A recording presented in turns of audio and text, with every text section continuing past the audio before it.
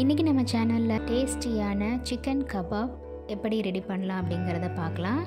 இந்த Ramadan special recipe செய்கிறதுக்கு 250 grams boneless சிக்கனை நல்லா க்ளீன் பண்ணி வாஷ் பண்ணி எடுத்திருக்கேன்.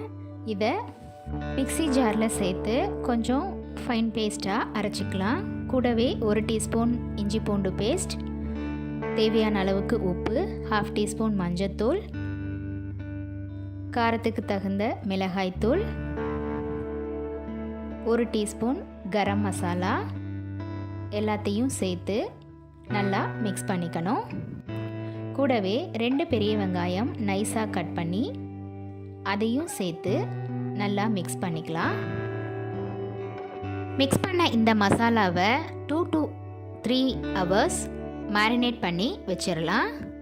3 hours அப்புறம் கொஞ்சமாக எடுத்து கபாப் ஷேப்புக்கு எல்லா மசாலாவையும் ரெடி பண்ணி கார்ன்ஃப்ளவரில் கோட்டிங் கொடுத்து ரெடி பண்ணி வச்சுக்கலாம்.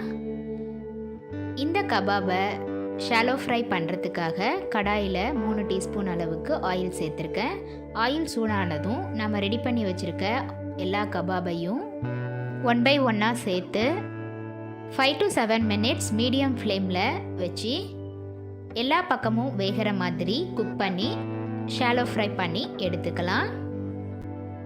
குழந்தைங்கள்லேருந்து பெரியவங்க வரைக்கும் எல்லாருக்குமே ரொம்ப பிடிச்ச இந்த சிக்கன் கபாப் வீட்டிலையே சூப்பராக ஈஸியாக ரெடி ஆகிடுச்சு.